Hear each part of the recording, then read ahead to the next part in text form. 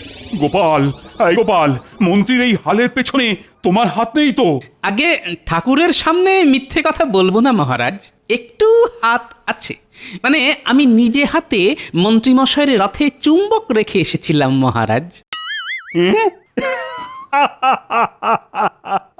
আমি জানতাম গোপাল, আমি জানতাম, কিন্তু তুমি 100 মোহর দিয়ে কি করলে বলো তো? ওদের রথ কেনার টাকা ছিল না, তাই আমি 100 মোহর দিয়ে ওদের সবাইকে রথ কিনে দিয়েছি। তবে হাতে এখনো 15টা মোহর মতন পড়ে আছে মহারাজ। ভাবছি ওটা দিয়ে বাজার থেকে একটা দিক কলা কিনে নিয়ে বাড়ি যাব। সে কি, হঠাৎ কলা কেন? কথায় আছে না, কলা বেচাও হলো আর রথ দেখাও হলো। কিন্তু আমি গোপাল ভাঁড়, আমি বলবো কলা কেনাও হলো আর রথ টানাও হলো।